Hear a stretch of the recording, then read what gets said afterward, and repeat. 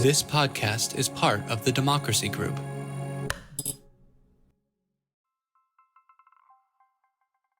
Welcome to the new season of RCV Clips. I'm Kelly Goss, the Senior Director of Advancement at the Ranked Choice Voting Resource Center. And I'm Chris Hughes, Senior Director of Policy. We are the co-hosts of RCV Clips, and we're super excited to get back to you all. We've been on a bit of a summer hiatus, but now we're kicking off our 2025-2026 season. We spent some time this summer thinking about what our listeners would want to hear this season, and we're excited to share some of those new episodes with you. So on our season premiere, today we're going to do a couple different things. We're going to do a bit of a recap of the travel we went on this summer for the Resource Center, and then we'll spend a good amount of time talking about what we're planning to do with the podcast for the rest of the season. Some of our episodes are going to be a bit of an RCV reboot. We're trying to go back to basics and get back to those fundamentals to get people up to speed on what ranked choice voting is. And also we want to spend time thinking through how ranked choice voting fits into the current political moment and really take that seriously. As a reminder, our new episodes drop on the last Thursday of the month from September through May, and we might even throw in a few special episodes this year. We just might. Well, Kelly, how was your summer? Wow, it's hard to believe, first of all, that summer and our big travel season of the year is over. We spent a lot of time on the road, as we typically do every summer, attending different conferences, working on different elections on the ground, so many things going on. I know that I personally went to 3 with Tiffany, our Senior Director of Implementation. We went to VIVA, WSACA, and IGO. For those of you who get tired of all of the acronyms in elections generally, that stands for the Virginia Electoral Board Association, the Washington State Association of County Auditors. I have to think about these myself. And the International Association of Government Officials, all, places where we can interact with election officials. One of the great things that I have noticed as we attend more and more conferences, and these are conferences that I actually have been to several years in a row, is that we are indeed seeing more and more people interested in learning about what election administration for a ranked choice voting election actually looks like. The first couple of years we did these conferences, a lot of the state ones in particular, we got a lot of people sort of hiding their face as they walked by our table, or our presentations were not as well attended. But now people are seeking us out with specific questions about things like audits and ballot design and voter education.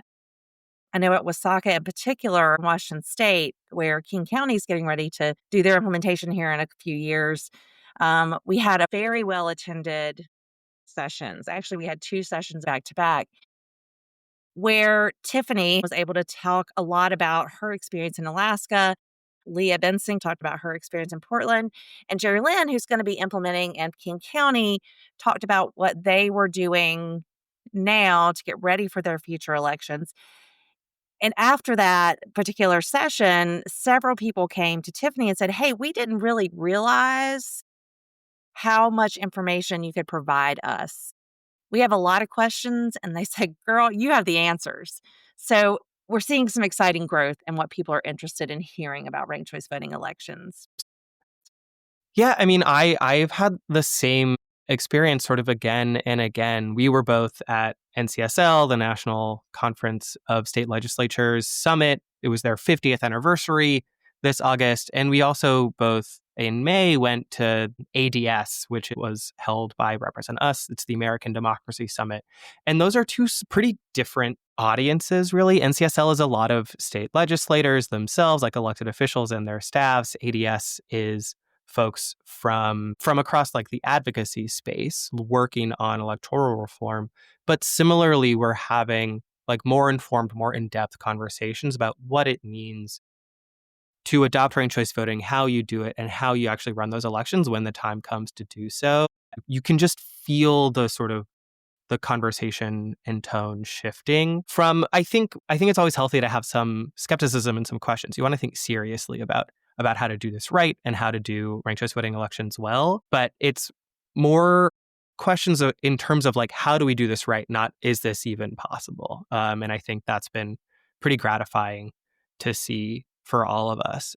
I was just going to say that, ADS in particular, I'm always encouraged because that gives us the opportunity to see the big picture of advocacy to implementation with everyone in the room and us all working together. Like you said, it's no longer is this possible? It's how do we make this happen and do it well? And there's no place in my mind that's clearer than that than when we're all in the room together. Right. Right.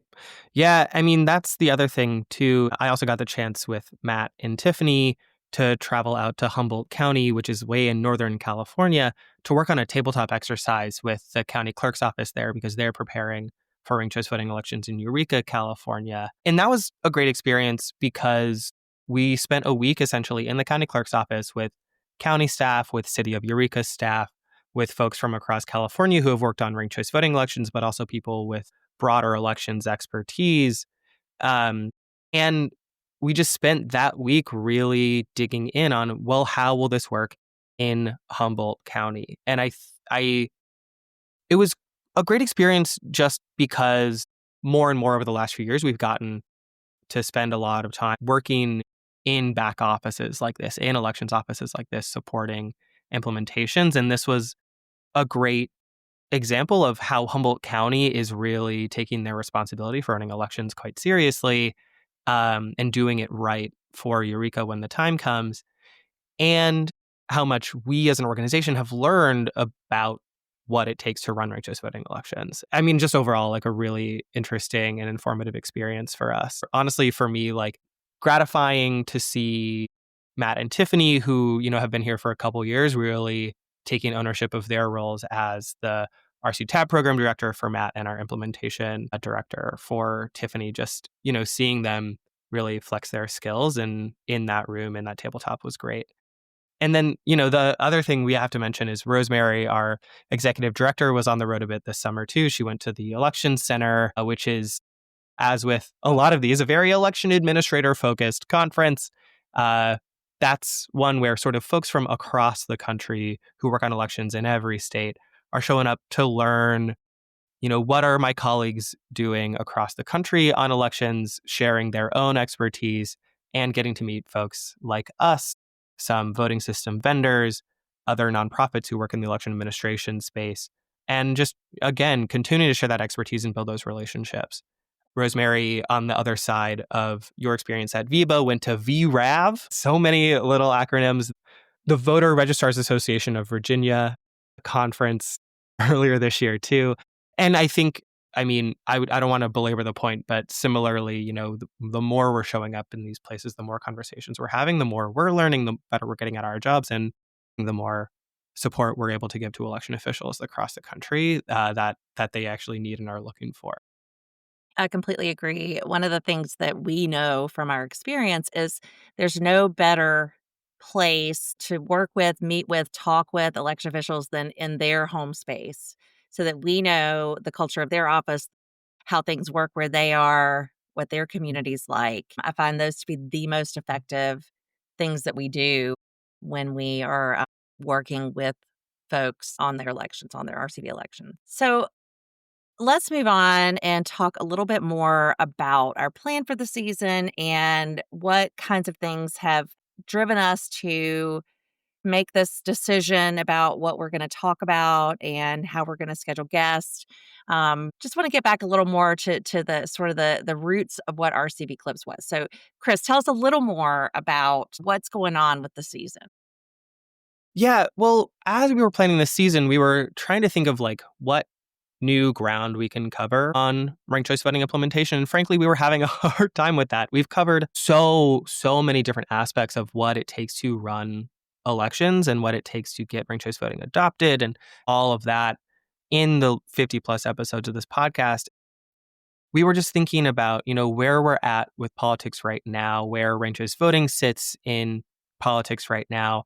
It seemed to make sense to go back to brass tacks, start at the beginning, start by just talking about what ranked choice voting is, how it works, how we talk to voters about it, and placing it also just in the broader context of where we find ourselves as a country right now. I think we try to keep this podcast pretty informational. And also we try really hard to make sure that anybody who's interested in racial voting can listen to it, regardless of your background. But we also have to be honest with ourselves about where we find American politics going right now. We're not going to get into debates about who's right and who's wrong. But I think at the same time, we can see really scary things happening in American politics. And genuinely, as an organization, we think ranked choice voting is not the solution. It's not the only thing we need to do as a country, but it's definitely part of what will help improve American politics and help pull us out of the sort of spiral we're in right now.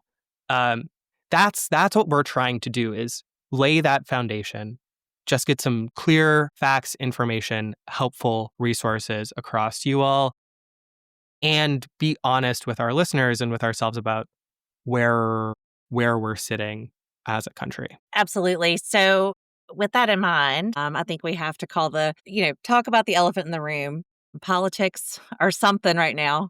Some crazy things have been going on. We're on the heels of 3 months of incredible political violence in the US, the shooting death of the Hortmans, the shootings with the Hoffmans in Minnesota, their state legislators, and then the shooting death of Charlie Kirk this past week. It's really bringing to light so much of what is going dangerously wrong in our country. And then, we're seeing this pushback against our First Amendment rights. We're looking at so many things that are signaling structural failure. Yeah. Yeah. And I mean, it's just it's a scary time in the United States. I think it's just clear that we have escalating attacks on the rule of law, on democracy itself, and on the legitimacy of elections. And it's only getting worse. And we can see it getting worse day by day. And we could go on and on about how stressful it is, but I think we as an organization, we as people, we want to find solutions. We want to help point people in the right direction, towards something that will actually improve, that will actually respond to this, that is built to pull countries out of spirals of polarization and political violence like this. And I don't want to be Pollyannish about it. I want to be honest about what we're facing down. It's not like things are going to get better overnight, and it's not like there is a panacea.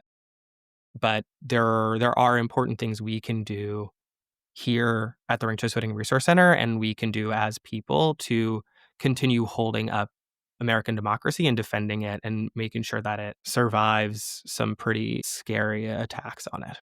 I can remember growing up, I lived overseas, but my family was always really politically active and we stayed engaged, and remember seeing riot police where we lived, and asking my parents about that, and then we would hear about Northern Ireland struggles and all these different places in the world having political violence. I can remember it like it was yesterday, my dad always talking about, this is not something we have to deal with in the US. He passed in 2015, so he wasn't around for all the chaos, but he also talked about this whole idea, like you mentioned, Chris, of a solutions-based approach. It's not Pollyannish if you're trying to find solutions for how to make things better. And I mean, I think, we can all say our staff tends to be fairly on the positive, optimistic side generally anyway. But we really are sharing with the world, essentially, the US, our world right now, one of the tools in the toolbox that can help improve our democracy. And that's exciting. I've been working on lining up our guests for the whole year in the last couple days. And it's exciting to see all that coming together, because we are going to bring in some of the other things in the toolbox that work alongside us and talk about how RCV interacts with those kinds of electoral reforms and political things that are going on around us. So I'm really excited about how it's shaping up. And I think we have a lot to share with you this season. So when that all is put together, Chris, where is RCV in all of this? How are we going to sort of bring this back home? The brass tacks, the political setting, other things in the toolbox. How do we bring this all back home? Well, I think part of it we'll find that over the course of this season. But what I'm excited to do is spend time talking with our guests over the course of the season about well, here's what you do on ranked choice voting. Here's what you do on democracy, right? We're not only going to talk to RCV people because we think it's really important that we're taking a broader perspective, especially right now, like repairing after authoritarianism, during authoritarianism, to be perfectly frank, requires a broad-based coalition and really strengthening relationships across all sort, like the whole nonprofit world, and at minimum across like democracy world in nonprofits. And I think that's what we're hoping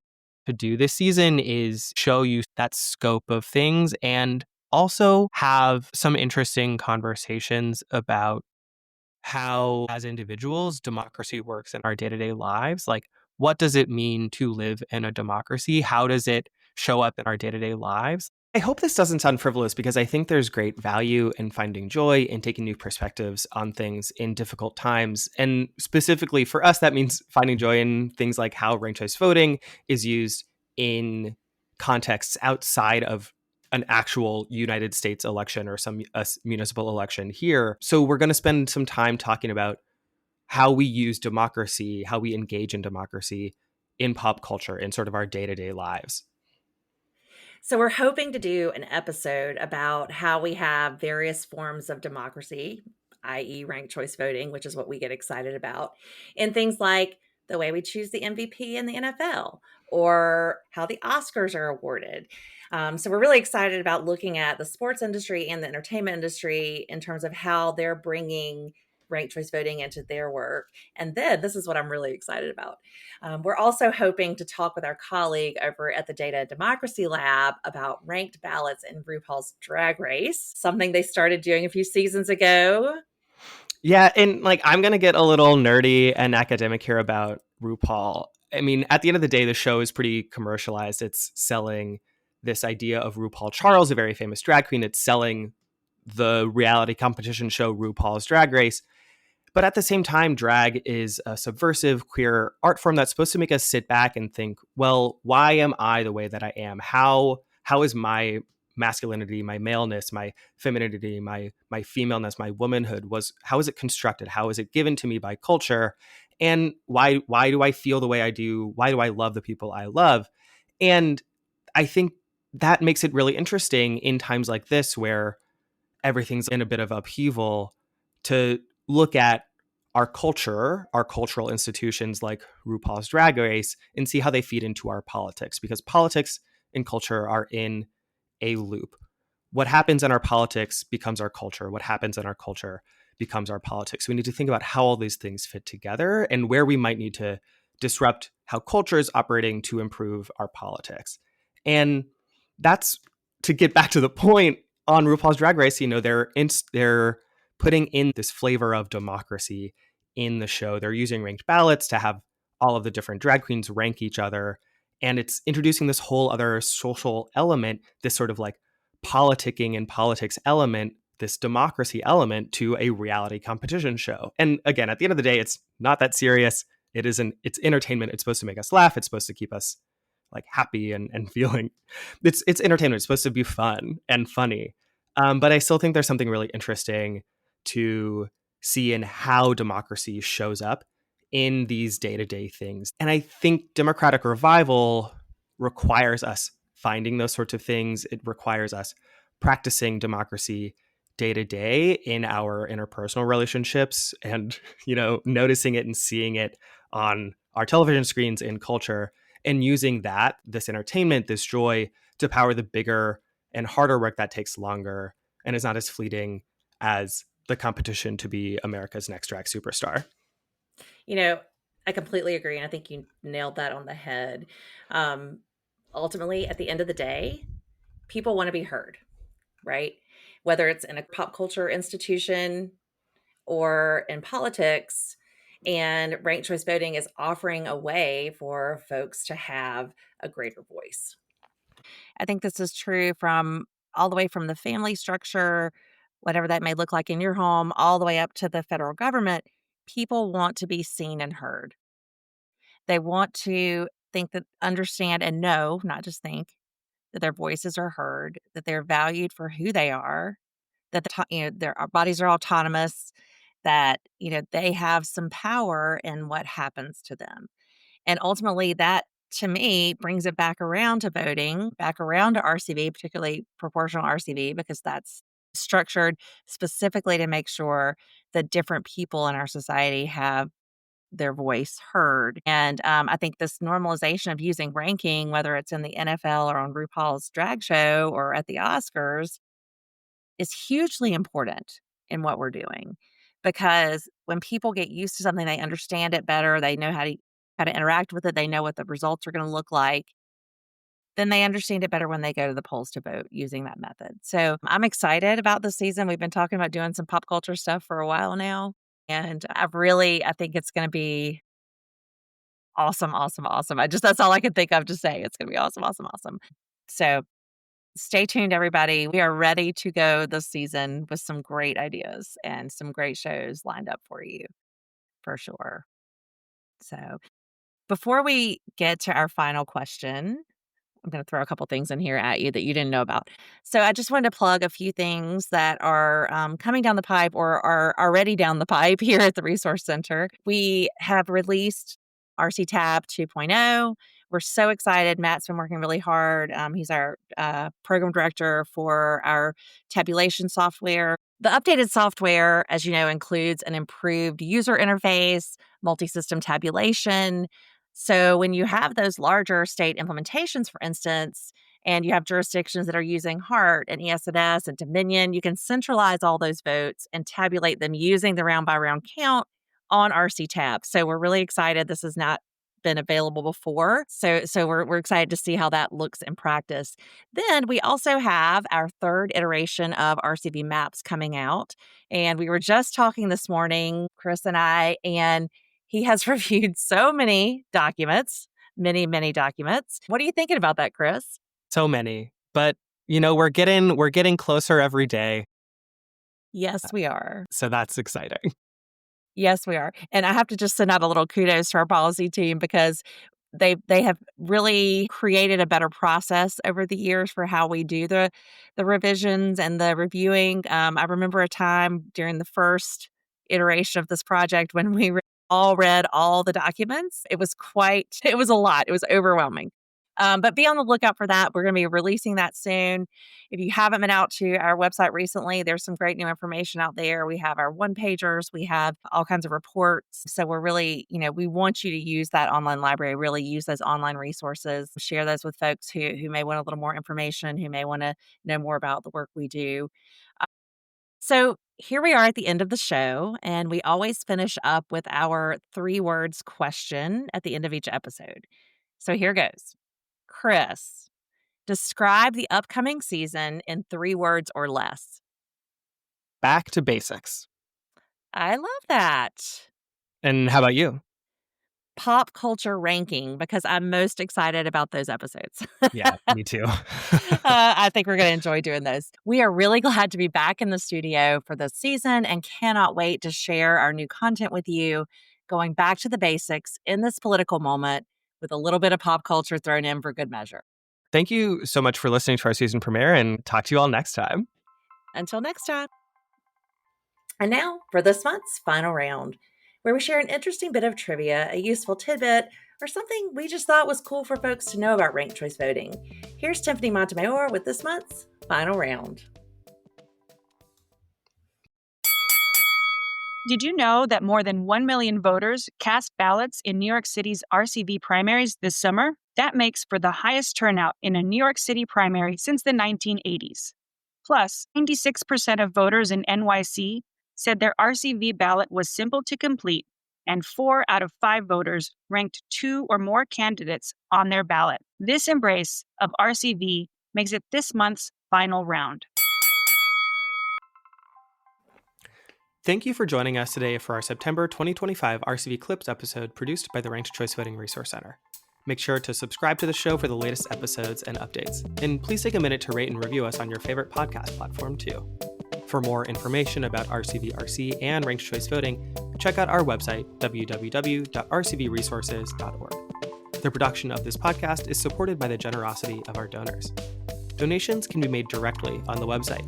please don't hesitate to contact us with any questions at donate@rcvresources.org. Follow us on Twitter and Instagram at RCV Resources, and on Facebook and LinkedIn at Ranked Choice Voting Resource Center. Subscribe to our YouTube channel at RCVRC. Our theme music is Flutterbee by Poddington Bear. Until next time, I'm Chris Hughes on behalf of the Ranked Choice Voting Resource Center.